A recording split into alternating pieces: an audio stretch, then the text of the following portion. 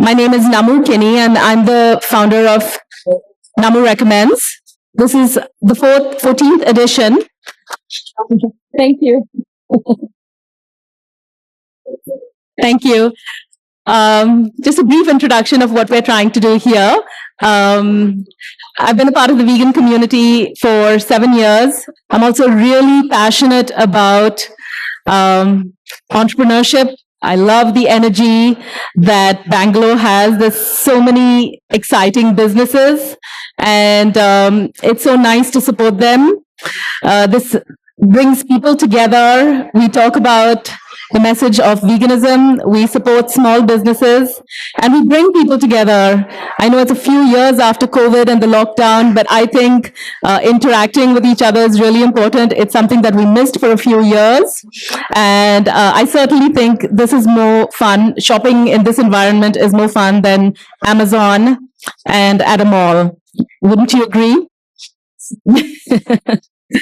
So we're doing something good and having fun while we're at it. The Veganuary Festival, with this, we're getting deeper. We're interacting with you at an even more meaningful level and telling you all about the benefits, the different benefits of veganism and a plant-based diet. This is a solid session. We're all really lucky to have such esteemed panelists over here. We're really looking forward to it. So I'm going to introduce our moderator for the day, and she will introduce our panelists. Just some housekeeping. Request you to keep your phones on silent, and please don't take phone calls while you're here.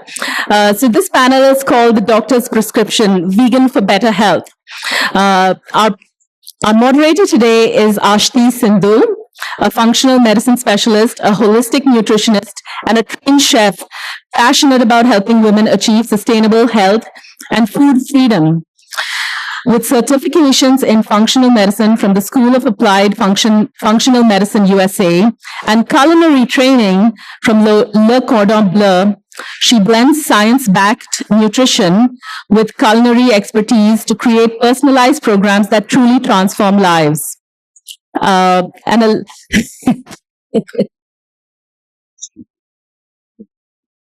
And something that she doesn't mention on her website is that she was also a captain with Indigo Airlines, and she used to pack little vegan lunches with her, and we met on Instagram as well. Really proud of her journey, and she's going to take you through this session. Thank you, Ashti. Looking forward. Okay, welcome everyone. Can you hear me okay? Yeah? Okay.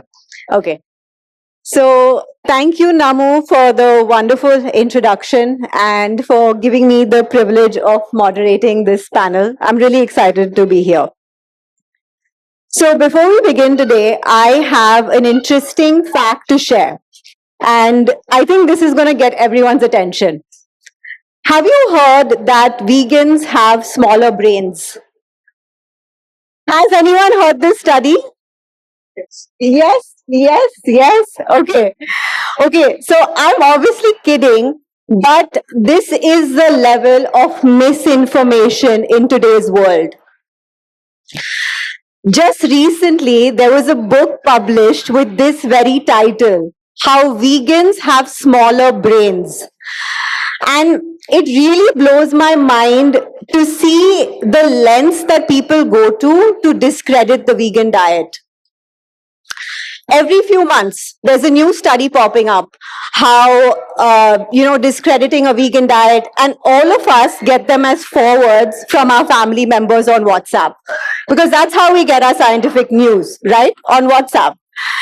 And it's very interesting because it has to do with human psychology and how false news, I read this the other day, how false news travels 10 times faster than the truth.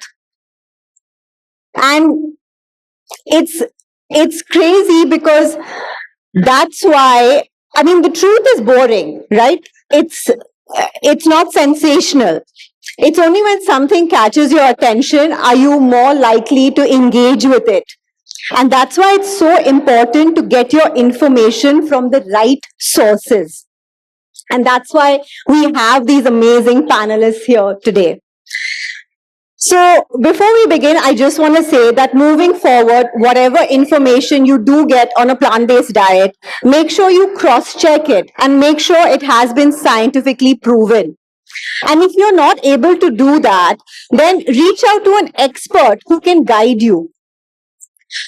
Because as of today, there is enough data on a plant-based diet. It has been proven to reverse diabetes, chronic diseases, even certain cancers. But it's about getting the right information. And that's why we have a panel of experts today who are going to be sharing their wealth of knowledge.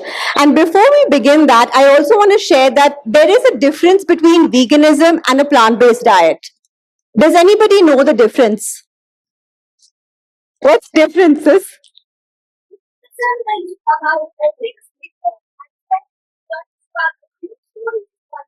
You want a mic? Can somebody give her a mic? No.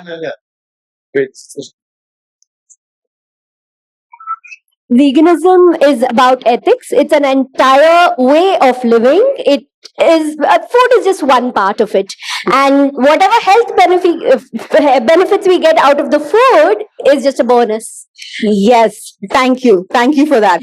And that's what I'm here to share, that this is an important distinction. So vegan diet can literally be French fries and Oreos. Oreos are vegan. And that's not exactly healthy, right? Today, we're talking about a plant-based diet, which is eating mostly plants, lots of fruits, vegetables, whole grains, pulses, nuts, and seeds, all the things that are widely available in India today. And a plant-based diet is what we're talking about, how it's able to reverse certain chronic conditions and certain cancers. And it's actually been shown to be beneficial for aging and longevity.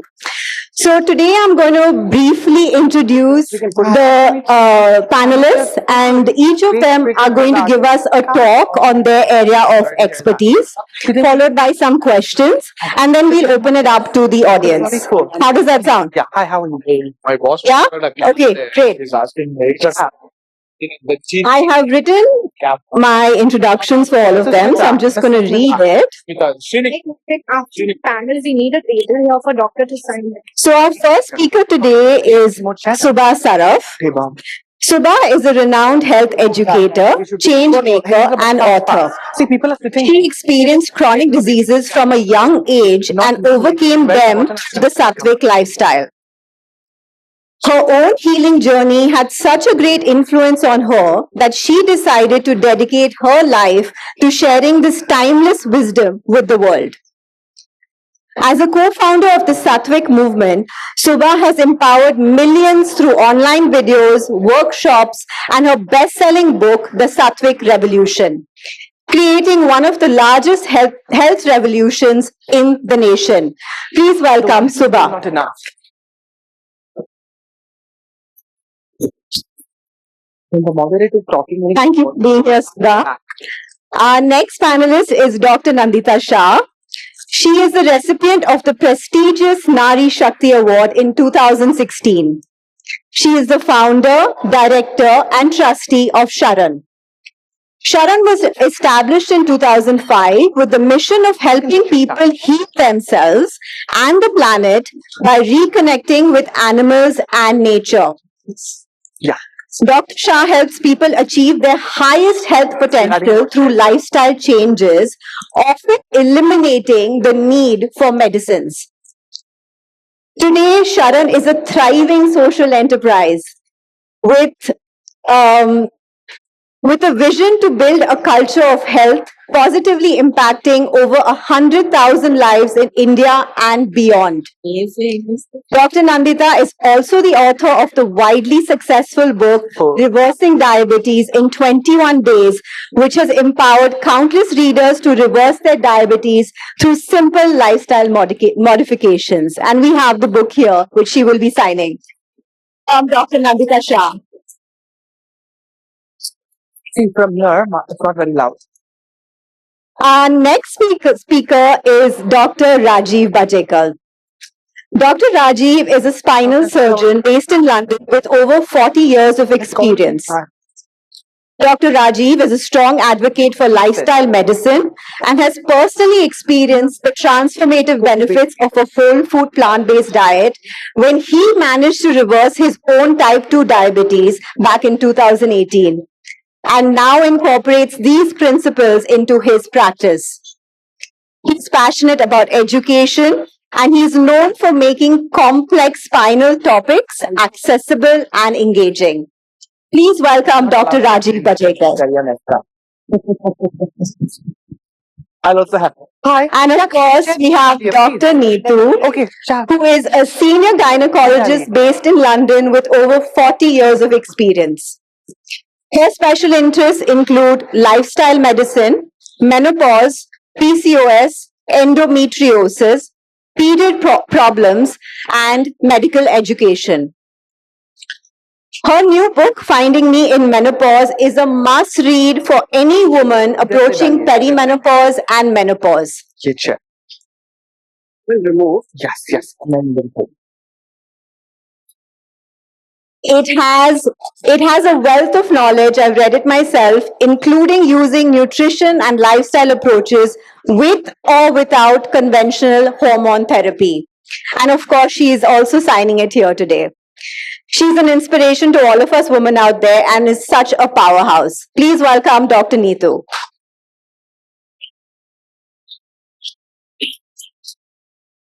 So first I'm going to invite Subah to speak. Please take the stage, Subah, and we would love to hear you.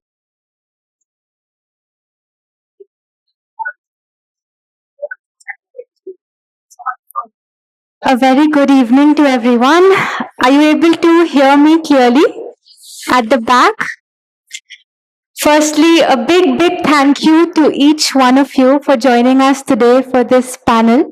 I feel very blessed to be sharing the stage with such beautiful people, who are change makers in their own fields. And today, in the short time I have with all of you, I want to share with you one of the most profound learnings that I have had in my journey of living and practicing a Satvic life, a plant-based life in the last 8 years. Before I do so, just have some questions so that I can get to know you all a little better. Are there any of you, and I want you to be absolutely honest, are there any of you here who are experiencing any chronic health problems in your lives? It could be diabetes, it could be high blood pressure, it could be skin problems, PCOD, thyroid problems, any health problems you can just share by raising your hands. All right, some of you. And how many of you are taking medicines or pills for these health issues? All right, I see a few hands up. Okay. Before I begin, just want to give you some context as to why I'm standing here in front of you today. So, my journey started about 8 years back, and when I was just 13 years old, I was diagnosed with many different health problems. It started with PCOD. For those of you who don't have experience with PCOD, it's a hormonal issue, and that leads to many other health issues following it. So imagine a 13-year-old girl going to school, diagnosed with PCOD, has no idea what this health problem is all about. And a couple of years later, I went back to the doctors and I got another prescription in my hand, which was now for thyroid disorder. Because of these health issues, I started gaining a lot of weight very fast. I had skin problems and acne covering my whole face. I had started losing a lot of hair. I had only half the amount of hair left in my head than I do today. And I was taking 6 to 7 different pills, 6 to 7 different tablets every single day for these health issues. And I was led to believe that These issues are normal. These issues are lifestyle diseases. These happen and they'll stay with you for the rest of your life. There's no such remedy to get out of these health issues. And I spent my entire childhood believing that I will have to live with these health problems till the day I die. And yeah, I think just to have so many health issues growing up, I was bullied a lot in school. I was mocked at, made fun of for being overweight. And my whole childhood was just spent in a lot of distress, in a lot of pain.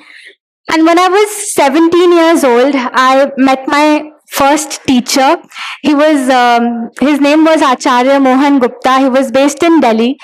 And when I first met him, I was very skeptical because he was saying things like, you can heal your chronic disease just by changing your food. And at first, I just didn't believe him. I thought that I've been taking all these pills for so many years, and here comes someone saying that you can reverse your health issues just by changing what you put on your plate. How is that even possible? But I spent a few days at his center, and it was a completely different lifestyle than I was living before. I used to start my day with huge mugs of cold coffee, in milk and with bread and namkeen. And that's what my lifestyle was. A lot of chocolates and Maggie and instant noodles. That's what my lifestyle was. And when I met my teacher and attended his camp, it was a 4-day camp.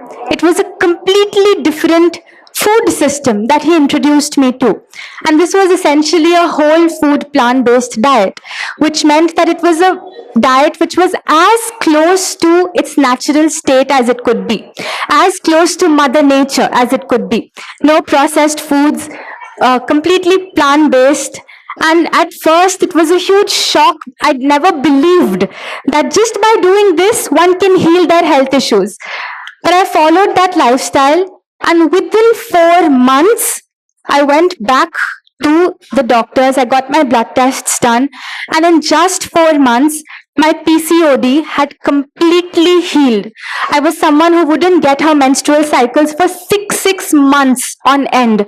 And after living this lifestyle, I started getting them every single month without pills. My TSH used to be skyrocketing. Now it was under the normal range just after changing my lifestyle. My hair fall completely stopped. My skin cleared up. My weight came back to normal. And quite honestly, what I got from living this lifestyle, reversal of these health problems, was the smallest thing that I received. Ultimately, I felt I was introduced to a larger philosophy, a larger way to live life, which was in sync with Mother Nature, in sync with our animal friends, in sync with other entities, which from then I started embracing wholeheartedly. And since that day till today, it's now been 8 years. The girl who used to take 8 different pills every day, I've not needed to have a single pill in the last 8 years, just because of following this way of life. So, as I shared in the beginning, I want to share with you one of the most profound learnings that I had.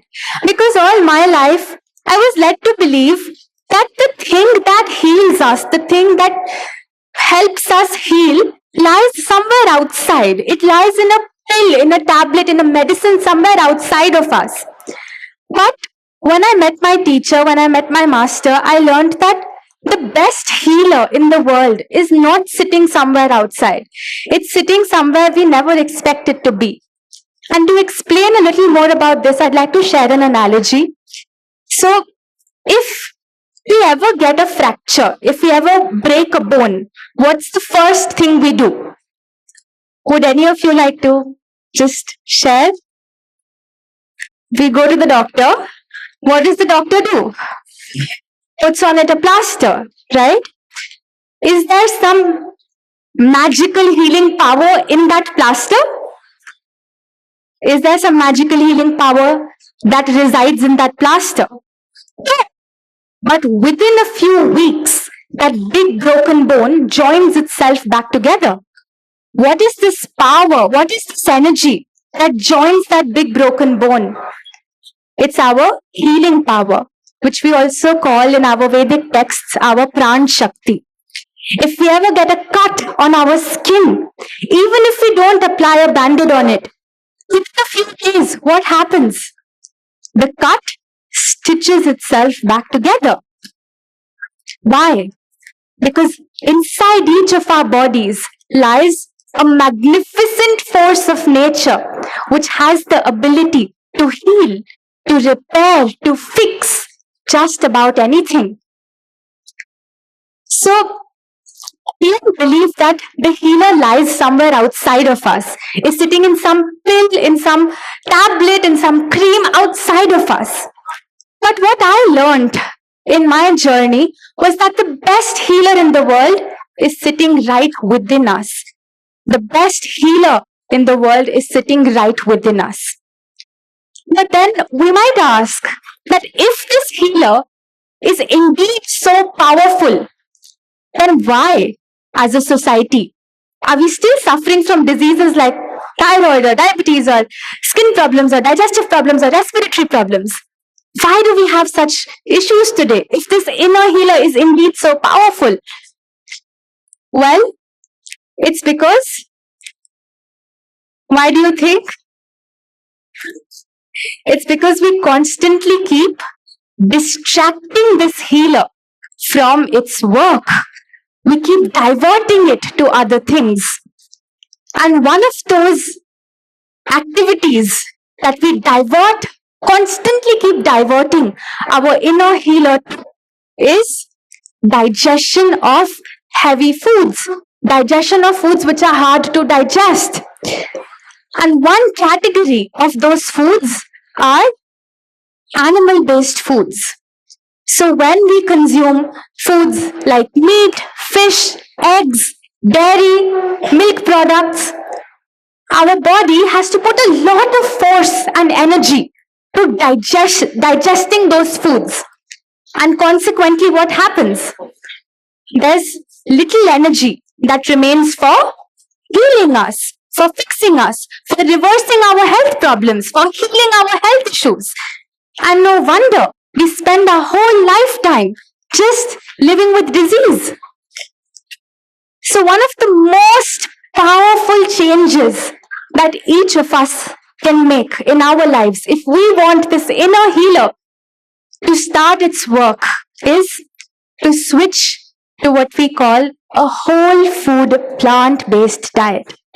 A whole food plant-based diet, which means a food system, a way of eating that is coming from plants, not from our animal friends, is coming from as close to Mother Nature as possible and is not super highly processed in factories.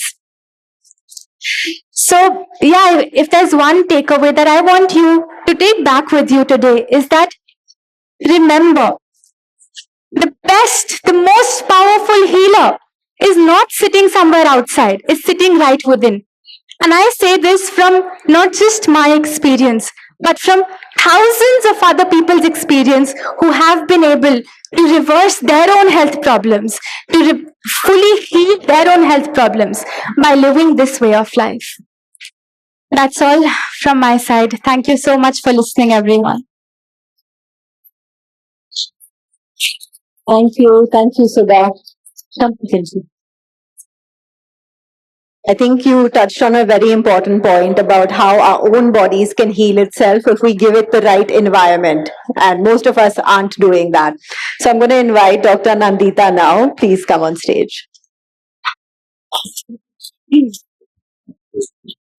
Thank you for that. Thank you for the introduction and thank you all for being here.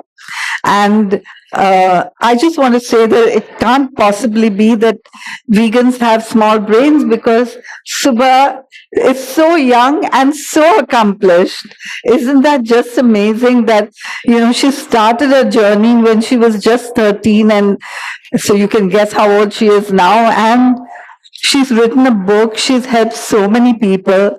I think that's just amazing. A little bit about me. I grew up as a vegetarian, and when I found out about the uh, the process in which milk is taken from cows in order that we can consume it.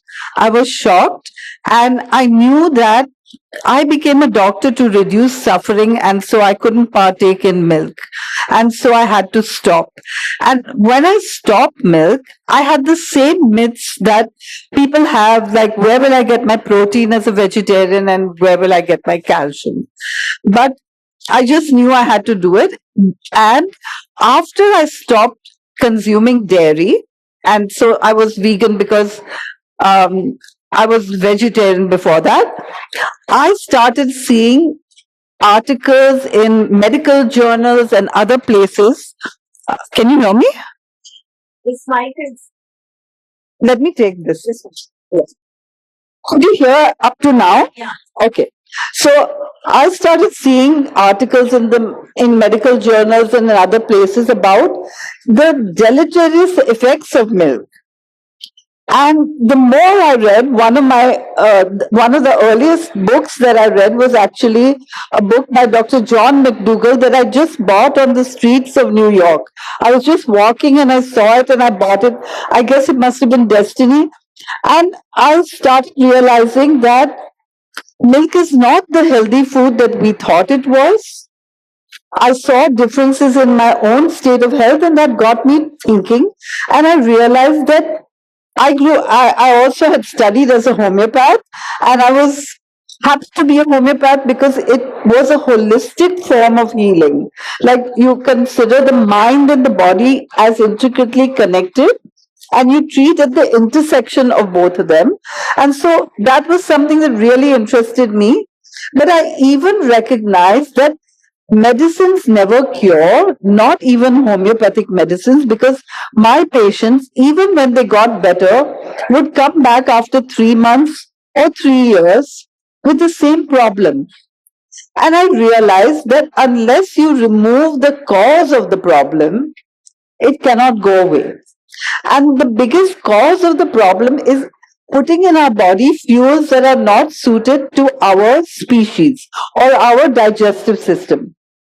And I realized that, if we were living in nature or on a farm, you would feel like picking fruits and vegetables, but if a chicken or a goat or a cow walks by, our mouth doesn't water just because it's not our food. We're not the omnivores that we've been taught we were.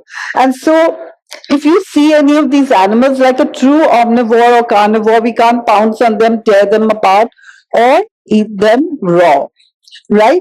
They're not our food. And I realized that if we start putting the right fuel in our body, what nature and God expected us to do, diseases just heal. The reason I wrote a book on diabetes is because this is something that anybody can see at home right away. Because most people who have diabetes have a glucometer, and if you make the changes, the correct changes, you will see results within days that you can monitor on your glucometer. And so you get the confidence, and that confidence helps you to go further and totally get rid of the disease just by putting the right fuel in your body. There's more to it than that, of course. It's also about putting the right thoughts in your mind, and physical exercise and sleep at the right time and other things. But most people know about the other things, at least somewhat, but many people, too many people, don't know about the food, right? So I started working with my patients. And when I started that, I lost a lot of patients as well, because I would tell my patients, would you like to heal yourself? Would you like me to teach you how to heal yourself? Or would you like me to prescribe something for you? And obviously they would say, I would like to learn how to heal myself. But then when I told them what to do, they were not so excited because it was something so new. And I realized that the only way to get people on track was to do live workshops where I would serve the food. And so I started doing that, and people would eat the food and say, hey, if I could do this, I don't mind eating only this, you know. And so we at SHARAN have a whole bunch of cooking classes and live events and retreats.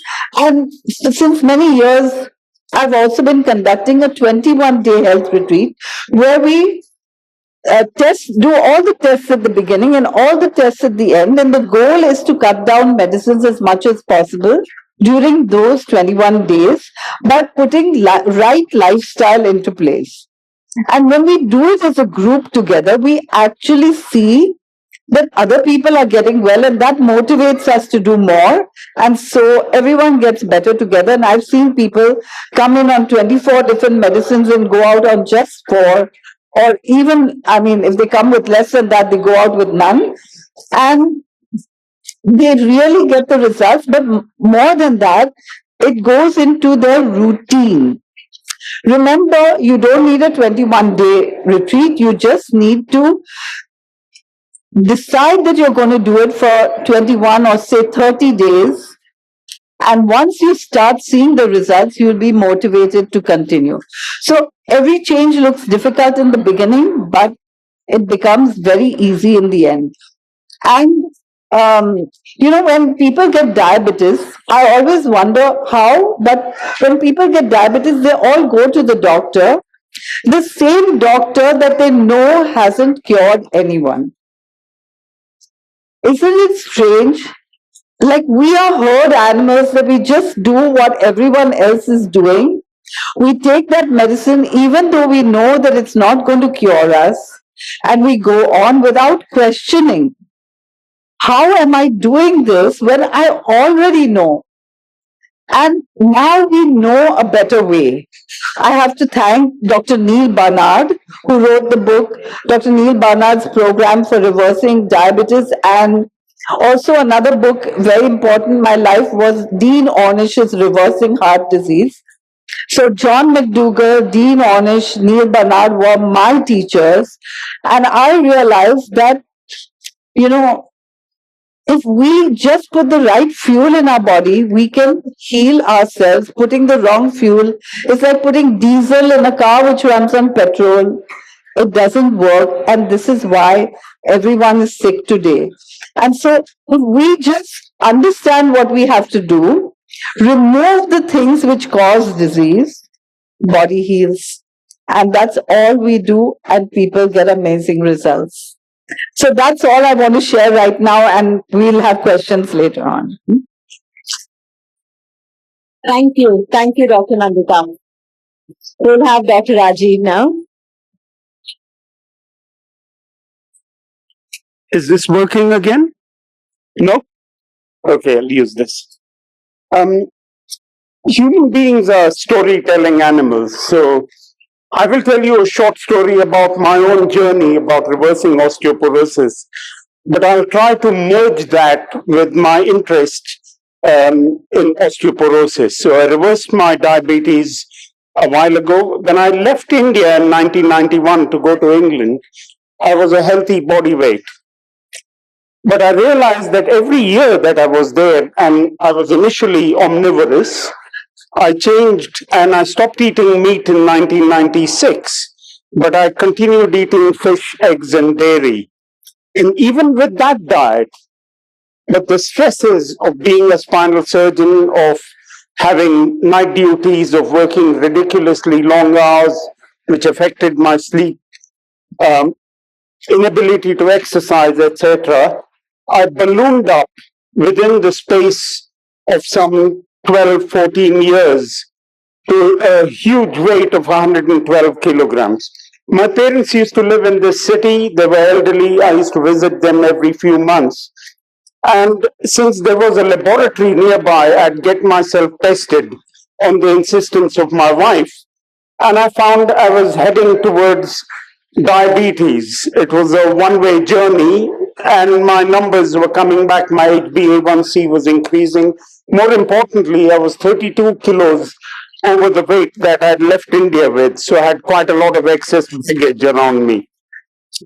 And yet, all the time, I wondered why my wife and my children kept a healthy body weight. You see, they had turned vegan 20 years before I did so. They had seen the light, but I was resistant because I belong to an orthopedic surgeon family where we all go out quite a lot. And I said, well, if I don't eat even fish and eggs and dairy, then I'll have to starve every time I go out with these guys for dinner. So anyway, long story short, I had the complications of diabetes. I had lost my vision. I nearly had an accident when I was driving around Christmas time in 2015. And my wife was sitting next to me and I nearly drove into a lamppost. I had a frozen shoulder. I was getting really quite miserable and very overweight. So I had to have cataract surgery. And then I could see television. And one night I saw a documentary called Forks Over Knives, which inspired me. It somehow resonated with me. And when Nitu came back from work late at night, I told her I'm turning plant-based. So she thought she had upset me in some way or said something, but no. Everybody has their own journey. I wish my journey had been 10 years before this. I wouldn't have had to have the pain of diabetes. I had tried every diet on planet Earth. And I smelled horrible because I was eating, I didn't eat meat, so I tried even the keto, paleo, all kinds of ridiculous diets. I'd managed to shed 15 kilograms, but my diabetic markers were actually worse. But when I turned to a whole food plant-based diet, everything headed in the right direction. And as Dr. Nandita Shah said, if you put the right fuel in your body, it seems to work beautifully. And in fact, it's like a stack, like dominoes. One domino goes down, everything goes down. So I got more energy, started doing more exercise. And my wife and I decided, why not spread the message by doing lifestyle medicine? So we qualified. We were one of the first few surgeons in the UK to do lifestyle medicine. And we've been promoting this message throughout. So if you're inspired by this, if you think this was tough, in fact, this was the easiest bit. All I had to do was change what I put on my plate. The next bit of my journey has actually been even more difficult. That is to maintain my remission of diabetes and to get stronger.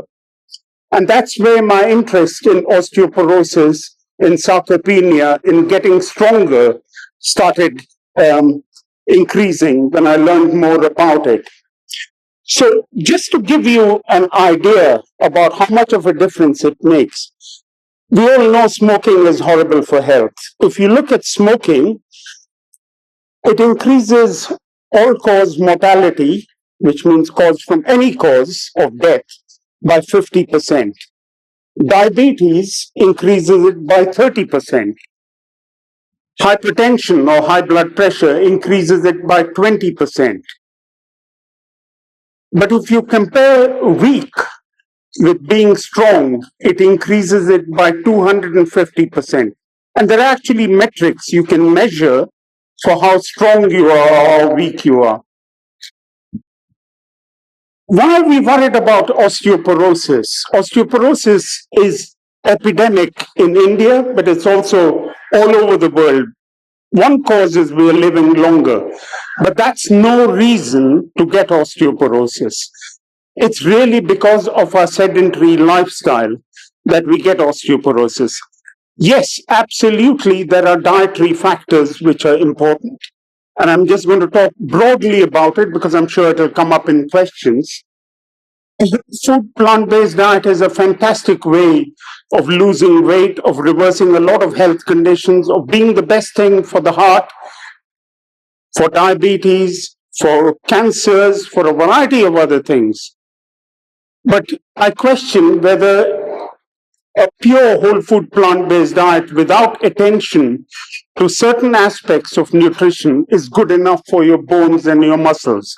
And I would argue that it's really quite important to get an adequate amount of protein. And by that I mean about 20 to 25% of your daily caloric intake should be a plant protein. Remember, I've said plant protein because all plants have all essential amino acids. They might not be present in the perfect ratio, but when you combine foods and you look at it that way, you get an adequate amount of protein.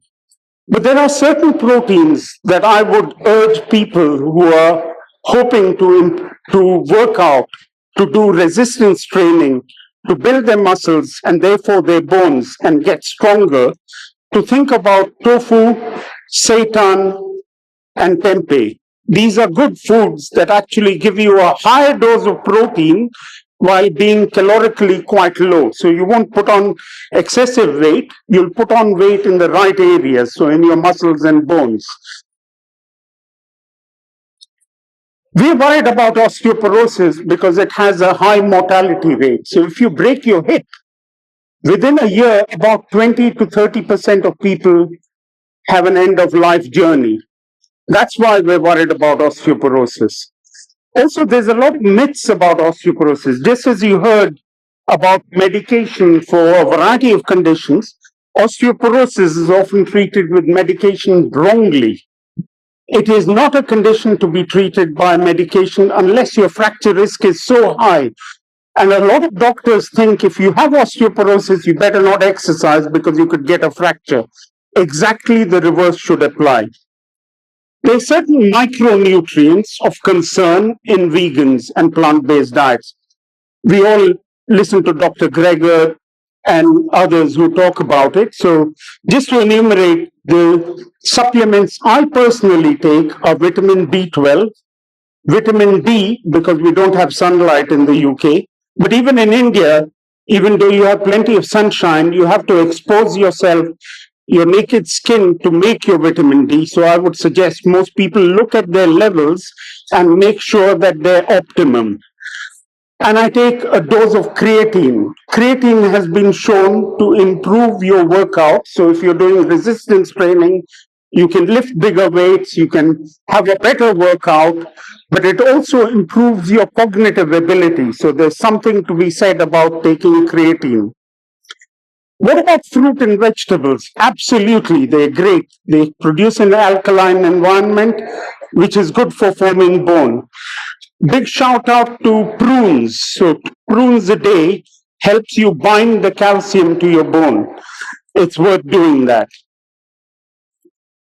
Now, just to talk briefly about resistance training, the basic purpose of resistance training is to get stronger. For those of you who are intimidated of going to a gym, or those of you who think you're past the age where you can start doing resistance training, I would say there's no age when you can't start a good habit.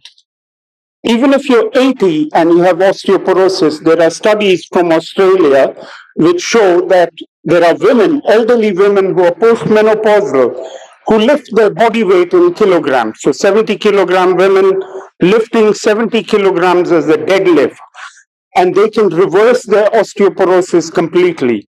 Now, I'm not saying that everybody should go out and lift huge weights without supervision or without making due care that they're doing it correctly, but there's a general resistance to resistance training in India, especially amongst women, and I think they're intimidated by the gym atmosphere quite often. But remember that you're competing only against yourself. You're not competing against the huge hunk who's lifting 150 kilograms or who looks like a bodybuilder. You're not. You're just doing it to get stronger yourself. It's also important to remember that vitamin D nourishes your fast twitch muscle fibers. So we know that people break their bones because the microstructure of your bone is weak. That is what osteoporosis is about. But if you fall from standing height and you break your bone, that is not a normal situation. And when we're about to fall, let's say you trip over an object, and there are plenty of objects, as you know, in Bangalore to trip over when you're walking on the street, you correct that because the fast twitch muscle fibers, which are improved by resistance training, stop you from falling down. So it's really quite important. If I have one take-home message for everybody here is to try and meet the American College of Lifestyle Medicine guidance on resistance training, which is at least 230 minutes of resistance training sessions per week. Overdoing it is also not good, but underdoing it is certainly really bad as we get older. So the older you are, the more resistance training you should do. Thank you very much, Asti. I'll stop there. Thank you. I think Dr. Rajiv touched upon a very important factor, and it's something that I am very passionate about, which is resistance training. So I hope we can all start doing more of it as we age. Dr. Nitu. Thank you.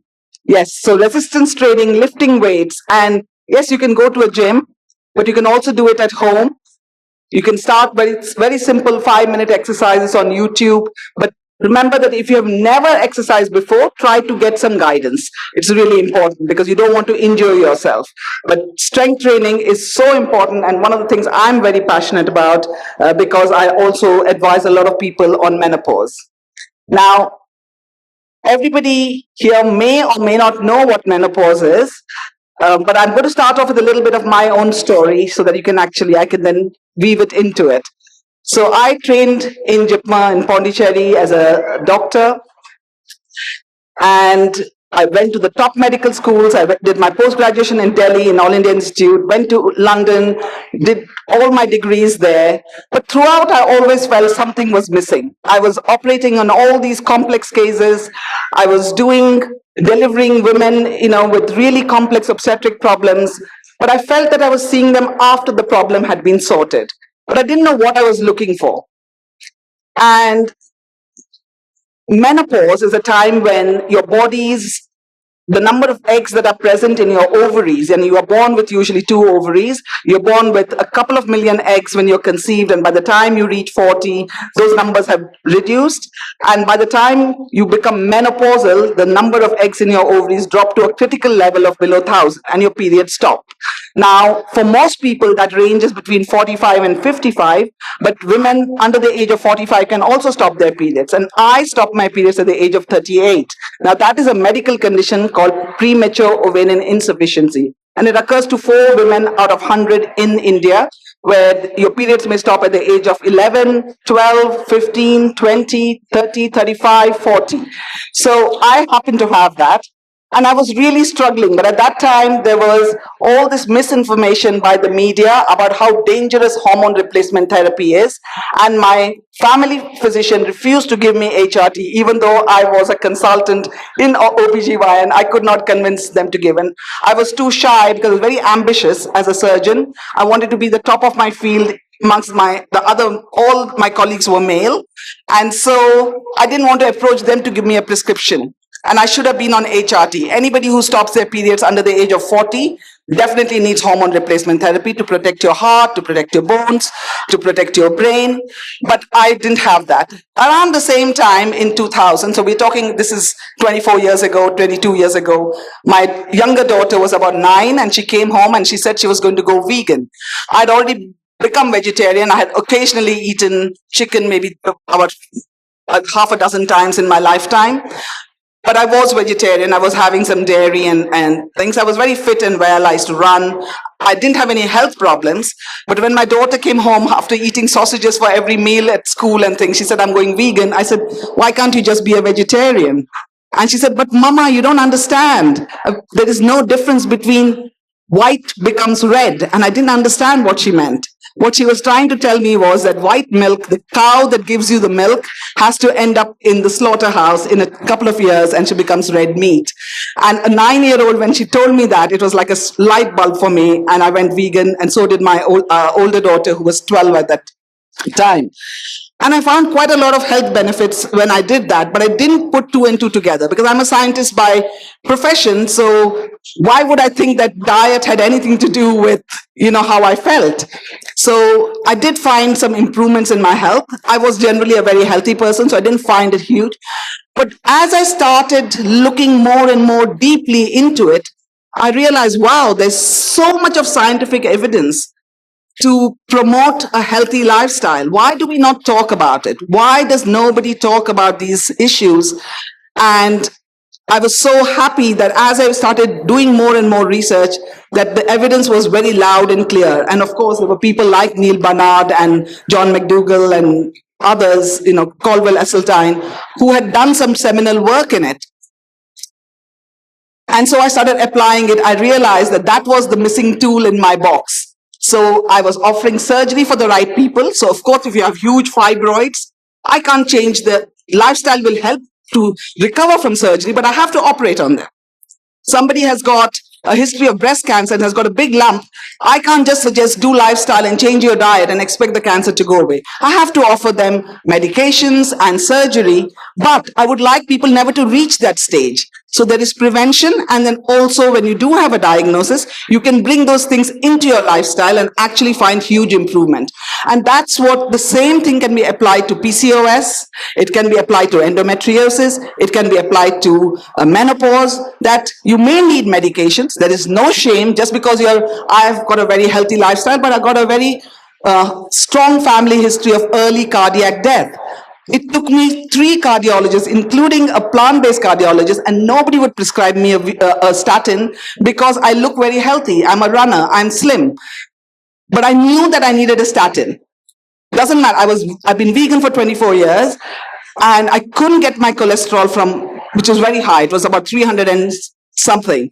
And I managed to get it acceptable to the NHS levels of about 200. But you know that to get your cholesterol levels below 150 is what makes you heart attack proof.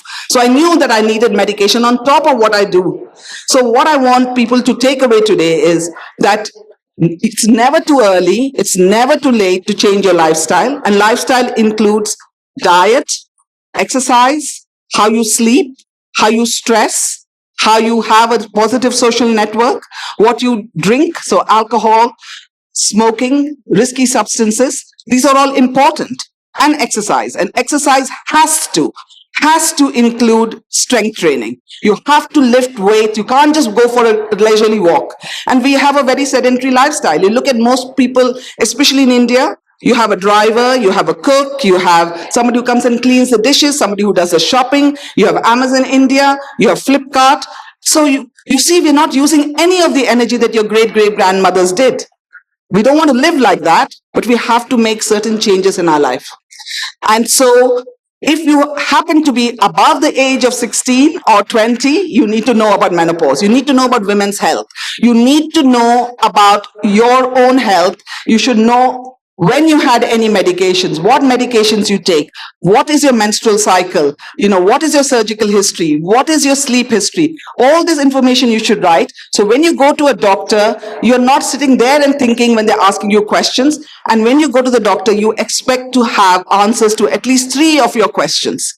If you're not getting that, you need to make sure that you have a second opinion rather than just blindly believing everybody gives you the best advice, because a lot of doctors, all doctors are human and they don't necessarily know all the information. So bringing in the diet, bringing in the lifestyle changes along with medication. So if you're menopausal and you are really struggling with sleep and hot flashes and you're doing everything with your diet, then and your lifestyle, and you may need hormone replacement therapy. It's absolutely safe.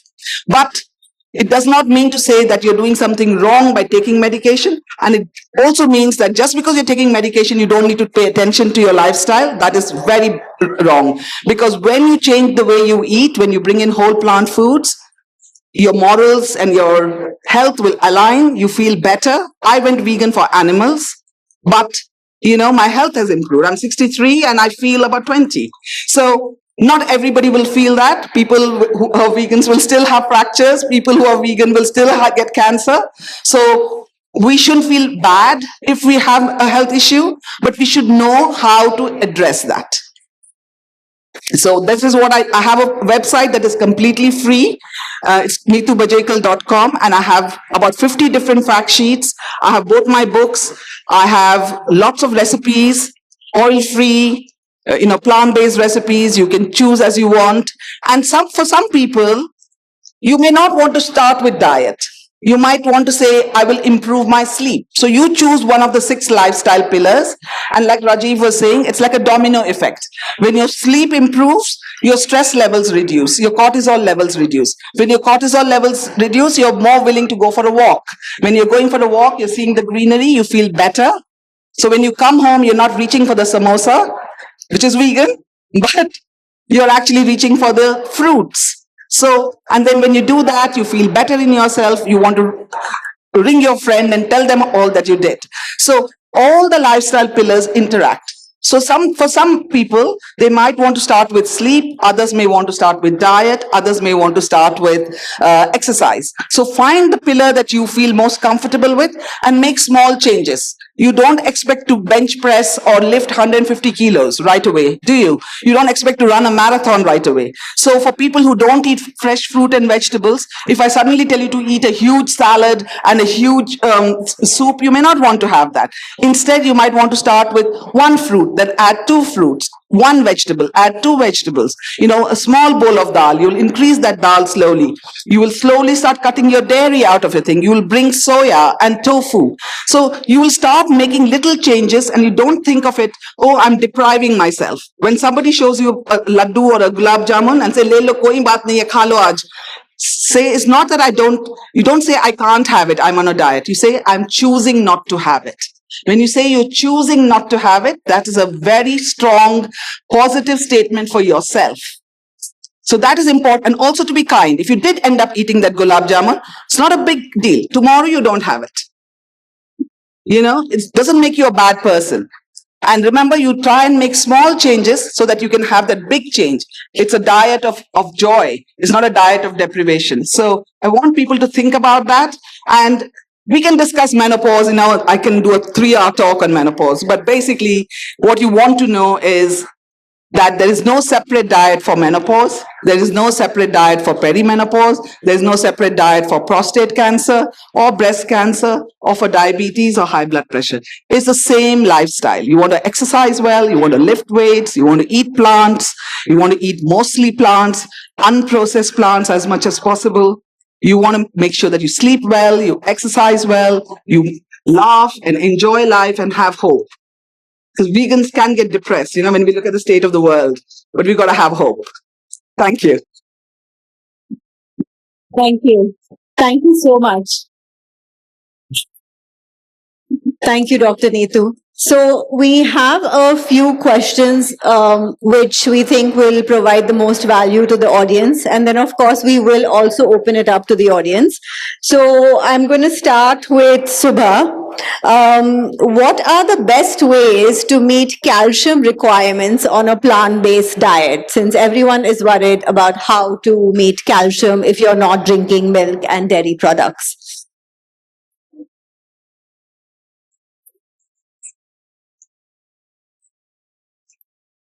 We're all led to believe that only if we consume dairy products, if we drink milk, will we get calcium.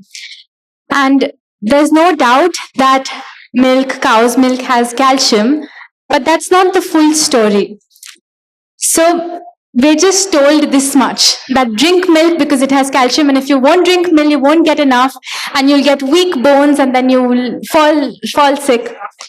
But calcium is actually a mineral which the original source of it is the earth's crust.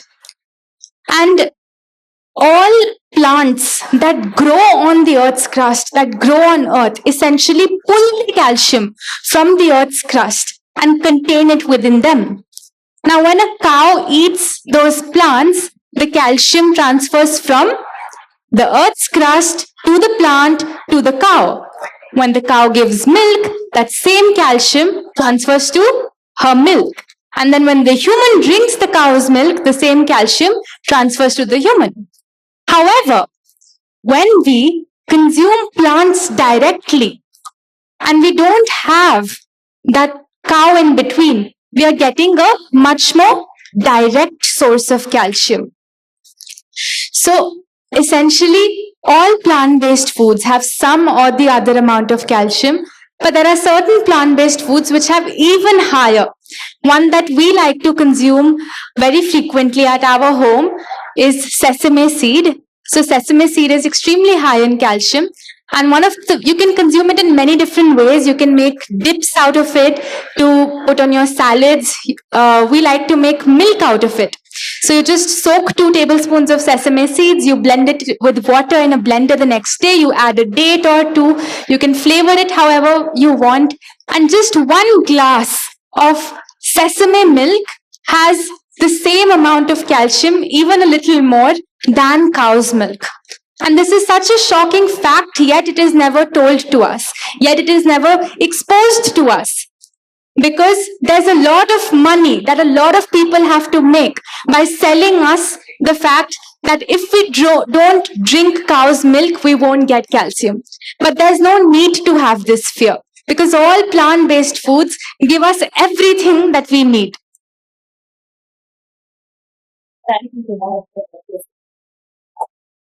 Thank you. Thank you. Does that answer that question? Yeah.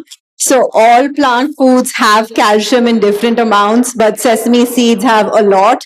And tahini, which is basically sesame butter, is also a very high source. And you can literally make dressings or top it on your salads or anything just in your smoothies. So I'm going to ask Dr. Nandita the next question. There are many myths around fruits and diabetes. Like diabetics shouldn't eat bananas or dates. What are your recommendations for fruits that are safe for diabetics? And could you clarify some of these misconceptions?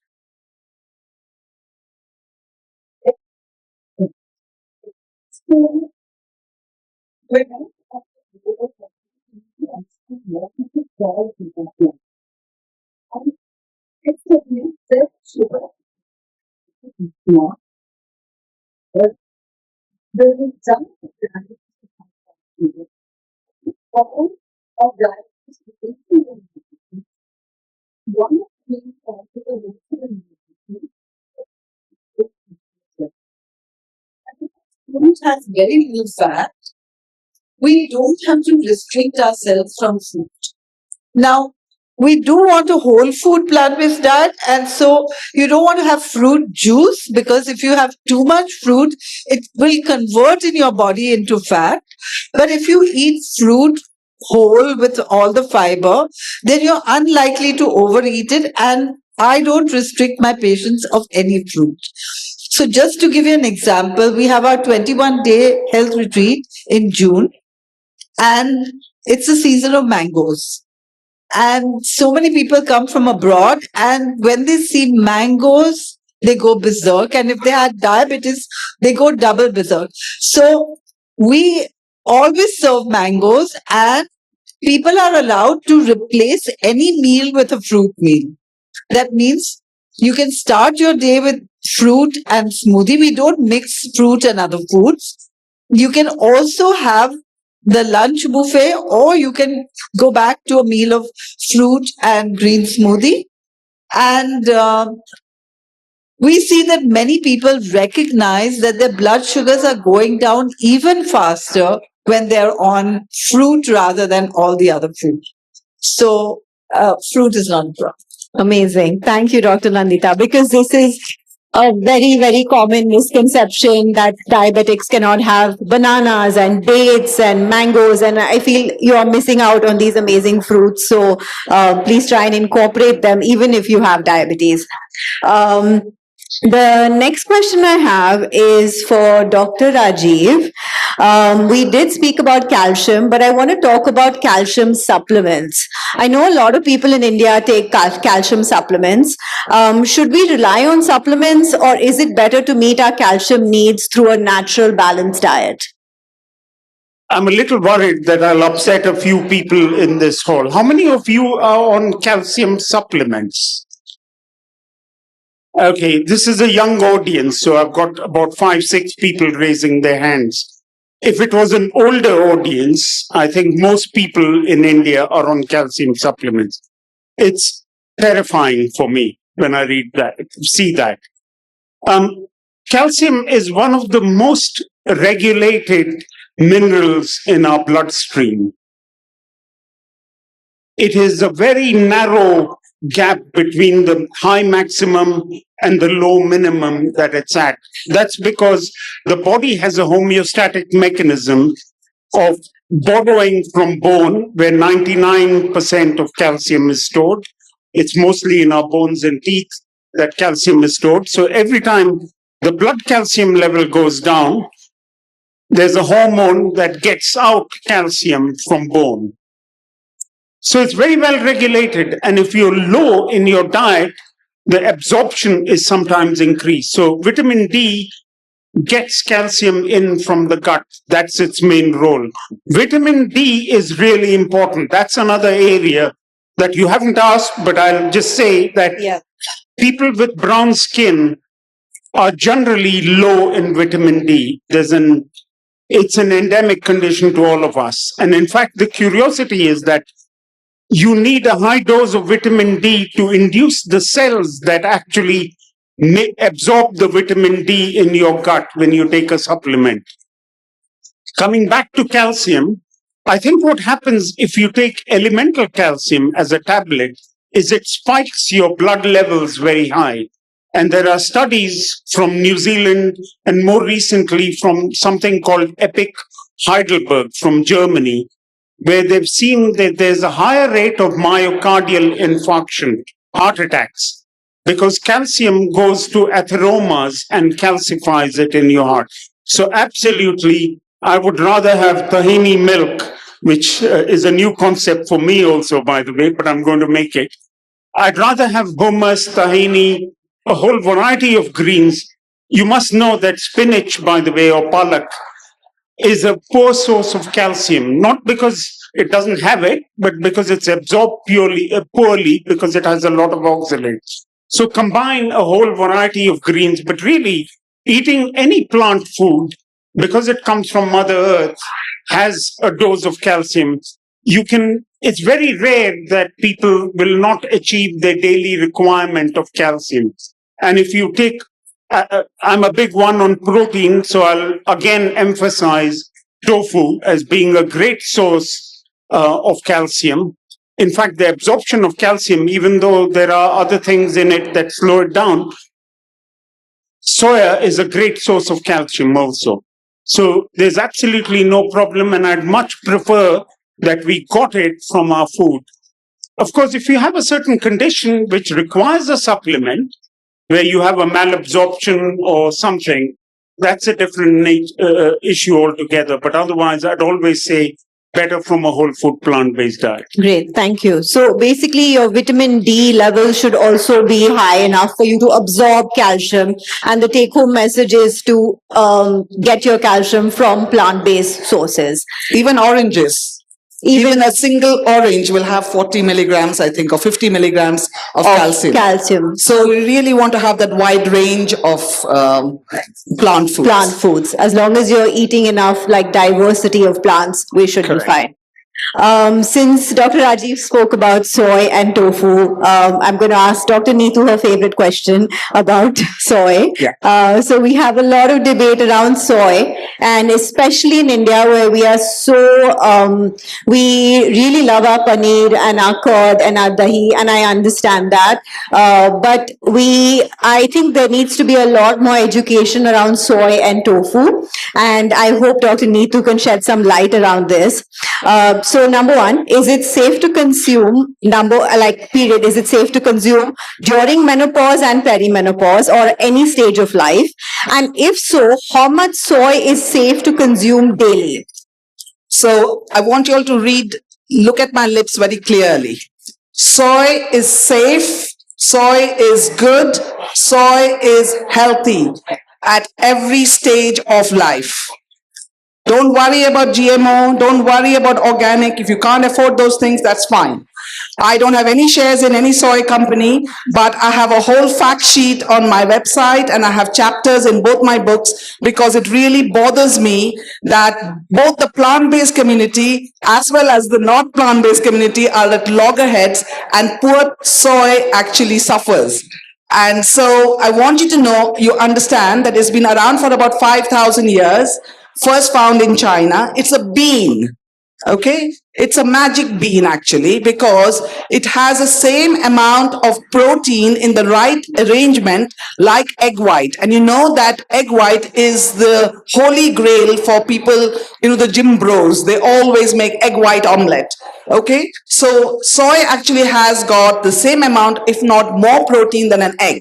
So I just want you to understand that it's got the protein, but it doesn't come with the nasty effects of other animal proteins. It also reduces the risk of so many cancers. Prostate cancer by 25%, reduces breast cancer, especially if you start eating it from a young age.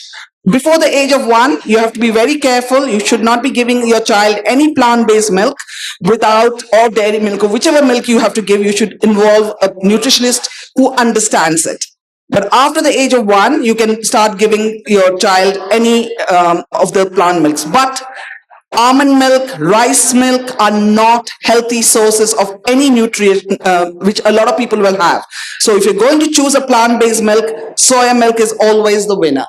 You want to have about 55 milligrams of isoflavones. Isoflavones are the chemical that mimics what people are so afraid of, that men will lose their fertility, women, it will increase the risk of breast cancer. No, isoflavones are healthy. They're found in a lot of plant foods, including berries and cereals and pistachios, but they're also found in soy. So you want to be having between 2 to 4 portions of soy. I personally tend to have about 4 portions because I do tend to I'm very high on exercise, but for most people, between 2 to 4 portions is what you would want to have. Is it unsafe to have many portions? No. If you ate 20 portions, you will not be eating your dal and your fruits and your vegetables. That is why we say keep your portions. And what is a portion? It's what you can catch in your hand. So if you have a 3-year-old, a portion of fruit is not a full apple. It is a slice of apple, because a 3-year-old can only hold a slice of apple. But for us, a portion is about 80 grams, or so you can either measure out your tofu, 80 grams of tofu, or 2 broccoli florets or 1 apple. That's a portion. So you want to have between 2 to 4 portions. So I'll tell you what I have. I have a cup of soy yogurt.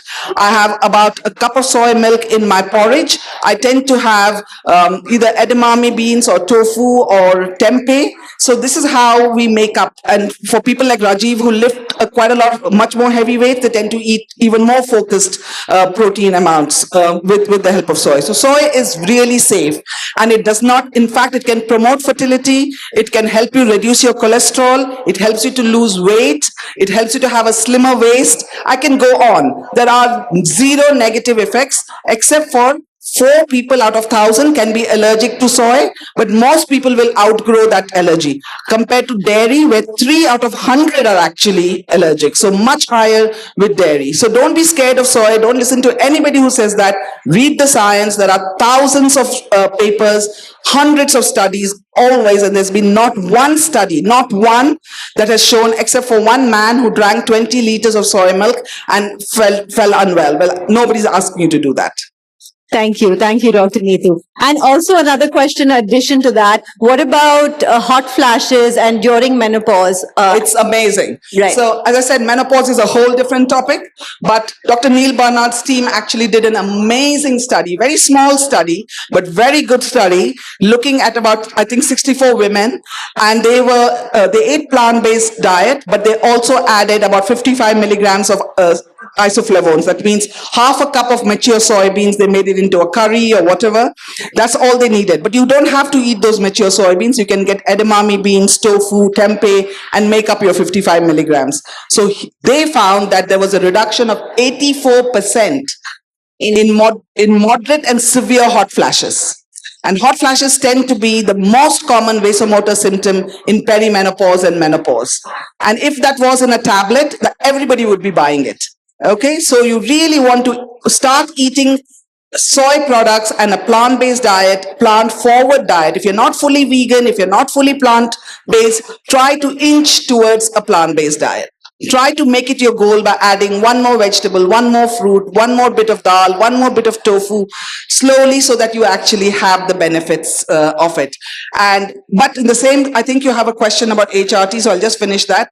I'm not going to dive into that, but I have a whole fact sheet on my website, as well as in my book. For people who need hormone replacement therapy, and there are many women who cannot function, their relationships are at break point, it is safe to take HRT for the vast majority of people. Not everybody needs it, not everybody wants to take it. If you have a history of cancer, you have to be in contact with your physicians. But for those who need it and who can take it, please don't be afraid of it. It can work very well alongside a plant-based diet and a plant-based healthy lifestyle. And we have a lot of plant-based HRTs available as well. Okay, thank you, Dr. Nitu. So, have we all understood that soy is safe and healthy? Yes? Okay, so the next time you're making something with paneer, let's replace it with tofu. Okay? Because yeah, me too. I have lots of amazing recipes on my Instagram. So please replace that paneer with tofu. I think it's going to be much more beneficial. So we're going to open it up. We just have time for a few questions. Yeah. I need to look at a lot more data on osteoporosis. But the commonest causes, well, just to go back into it, is there may be a secondary cause, which means you have a medical condition that you haven't had diagnosis of yet. So look at that also. So if you've been doing resistance training and your calcium levels, your vitamin D levels, your calcium intake, I mean, not levels, vitamin D intake, etc., is completely good, you're consuming an adequate amount of protein, it's unlikely to be a primary cause. So primary meaning postmenopausal or, well, you're not senile, so there's no way you'll have that. But postmenopausal osteoporosis. So I think it's important. It's difficult to answer without looking at all your results, etc. I have vitamin D, calcium, everything is low, which I'm taking supplements. But as you said, that calcium supplement is not good, so now I have to stop it. But yeah, all those supplements are going on. Like, so that is the main reason, because of the lack of all these vitamins. Yes, I mean, I was diagnosed to have osteopenia when I started. I told you about my journeys. Yeah. At one point, I was certainly osteopenic in the spine. I think people of Indian origin actually have a slightly lower bone density in their spine as normal. But vitamin D is, I think, the most important level to look at. And as I said to you, if your levels are low, sometimes it needs a loading dose, which saturates your cells, which actually produces the cells that absorb vitamin D. So if you're struggling to get your levels up to a normal level, around 30. Yes. The other thing that you may have, if you are 51 and you're menopausal, you need a thorough workup, basically. That's what you need. You need a proper workup, and you might be somebody who needs HRT, who needs vitamin D. Vitamin D is a hormone. This is not a question that can be answered in this sort of scenario at all. So you need to do a lot of reading and then go with all those questions to somebody that you trust, or somebody even like Ashi that you would see, and she would go through everything yourself. Yeah. Thank you. Anybody else? Yeah.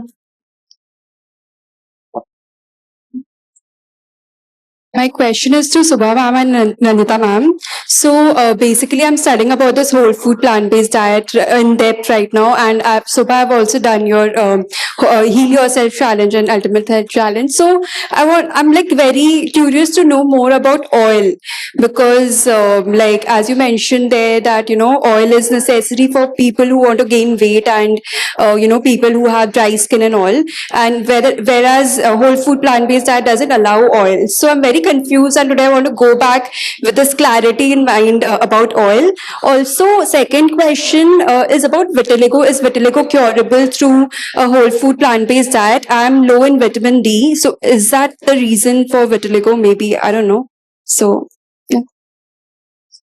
So regarding oils, what your body ultimately needs is a good source of fat every day. If you're able to obtain that fat through a whole food plant-based diet, which means by including foods like nuts, like coconut, like seeds, if avocados are available, fatty fruits, then you absolutely don't need external oil, which means processed oil. However, if you're not able to obtain that fat, if you are not able to include fatty foods in your diet, then out of all the oils available out there, cold pressed oils are better than refined oils. So when we say no oil, you have to understand there are levels. The worst are the refined oils, which go through extreme levels of processing, in which there's a lot of heat involved, which completely destroys the nutrition in the nut or seed from which the oil is being extracted. It goes through chemical bleaching, it goes through deodorization, and a lot of processing, which completely changes its natural state. A level better are cold pressed oils, but the best are whole fats, which include things like shredded coconuts, nuts, seeds. So when we make food at home or in the Satvic system, to every sabzi or to every soup, you can just add coconut milk or almond milk to soups. You can add shredded coconut to sabzis, and that usually we have seen gives you enough fat. There is no maximum amount of nuts and seeds, or there is no limit to it, right? Like we can include as much of nuts and seeds as we want. We say there's no limit to it. But I've also read somewhere that too much of nuts is not good daily. So a small handful a day should be enough, and also it should always be soaked. Okay. So when your nuts and seeds are soaked, they are in a more digestible capacity. And about vitiligo? Vitiligo, I already answered you, right? You asked me. So this is a repetition, but vitiligo is an autoimmune disease. And so you have to work in the same way as you would work for any autoimmune disease. And it takes time, but it can get better. Is it related to vitamin D? Is it related to vitamin D? Because Not necessarily. Okay. Not necessarily, but every autoimmune diseases improve with a regular level of vitamin D. So vitamin D deficiency is detrimental to healing. Can we take vitamin D supplements? I always recommend. Okay, thank you. I think we have time for one more question. Last question. Yeah, just one more question. Oh, yeah.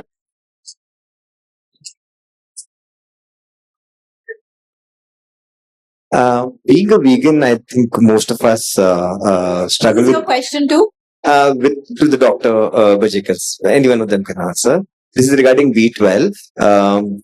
Is there any natural way for vegans to source vitamin B12? And is it okay to take supplements regularly? Myself, personally, you can get your B12. You have to be very, very diligent by getting the fortified foods. So you need to have them at least 2 or 3 times in a day to spread it out. Otherwise, the simplest way, because vitamin B12 is made in the soil and animals are either being injected with it or being supplemented with it.